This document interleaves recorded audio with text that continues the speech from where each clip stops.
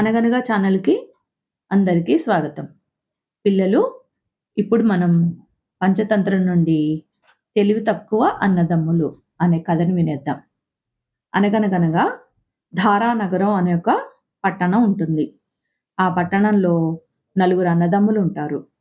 మొదటి ముగ్గురినేమో వేద శాస్త్రాల్ని, మంత్రాల్ని, తంత్రాల్ని అన్నిటిని నేర్చుకుంటారు.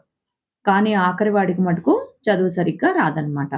కానీ వాడు చాలా తెలివైనవాడు, చురుకైనవాడు. ఈ నలుగురు తమ విద్యను ప్రదర్శించి రాజధాని నగరానికెళ్ళి డబ్బులు సంపాదిద్దామని చెప్పి అనుకుంటారు. ఈ ఆఖరివాడు నేను కూడా మీతో పాటు వస్తానని చెప్పి వాళ్ళ అన్నల్ని అడుగుతాడు. నీకు చదువు రాదు, ఏం రాదు. నీవు మాతో పాటు వస్తే చాలా కష్టం అని చెప్పి అంటారు. అయితే మూడో అన్న ఇలా అంటాడు. ఎంతైనా వాడు మన తమ్ముడే కదా! వాడికి చదువు రాకున్నా తెలివి చాలా ఉంది. మనకు సహాయంగా ఉంటాడు అని చెప్పి అంటాడు. సరే అందుకు ఒప్పుకుంటారు మిగతా ముగ్గురు. సరే ఇంకా నలుగురు అన్నదమ్ములు రాజధానికి ప్రయాణం ప్రారంభిస్తారు. అలా వెళ్తున్నప్పుడు ఒక దట్టమైన అడవి గుండా వీళ్ళు వెళ్తూ ఉంటారు. వాళ్ళకి ఒక సింహం ఎముకలవి కనిపిస్తాయి. అందులో మొదటి వాడంటాడు, నేను ఈ ఎముకలనన్నిటిని కలిపి ఒక సింహం అస్థిపంజరం తయారు చేయగలను. నాకు ఆ శక్తి ఉంది అని చెప్పి అంటాడు.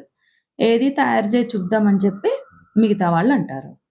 సరే అని అస్థిపంజరం తయారు చేస్తాడు తన శక్తితోటి. ఇంక రెండో వాడు అంటాడు, నేను వీటికి చర్మము, మిగతా సింహం రూపము అంతా నేను చేస్తాను. నాకు ఆ శక్తి ఉంది అంటాడు. ఏది చేయి చూద్దామంటే ఆ సింహం రూపం వచ్చేస్తుంది ఆ అస్థిపంజరానికి. ఇంక మూడో వాడంటాడు, నేను దీనికి ప్రాణం గూడా పోయగలనని చెప్పి అంటాడు. వెంటనే నాలుగో వాడంటాడు, వద్దు వద్దు, దీనికి ప్రాణం పోస్తే మననే చంపేస్తుంది. వద్దు వద్దని చెప్పి అంటాడు. నీకేం తెలీదు, నువ్వు ఊరుకో, మా శక్తి నువ్వు చూద్దువు గాని అని చెప్పి అని ఆ సింహానికి కాస్త ప్రాణం పోస్తాడు. ప్రాణం పోయంగానే ఇంకేముంది, ఆ సింహము ఒక్క ఉదుటున వీళ్ళ మీద దూకి ఆళ్ళ ముగ్గురిని చంపేస్తుంది. ఈ నాలుగో వాడు వెంటనే అక్కడ చెట్టు మీదెక్కి తన ప్రాణం కాపాడుకుంటాడనమాట.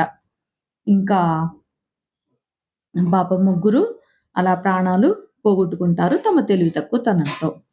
ఇంకా వాళ్ళ అన్నల తెలివి తక్కువతనానికి చాలా బాధపడి ఇంటి దారి పడతాడు. కాబట్టి ఎన్ని శాస్త్రాలు చదువున్నా, ఎంత విజ్ఞానం ఉన్నా గూడా ఏం లాభం చెప్పండి? బతకడానికి లోకజ్ఞానం లేకపోతే. ఆ సింహానికి ప్రాణం వస్తే చంపుతుంది అని చెప్పి విషయం తెలుసు కదా!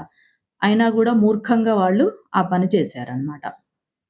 అందుకని నాలెడ్జ్ అండ్ విజ్డమ్ 2 ఉండాలనమాట. విజ్ఞానం, విచక్షణ.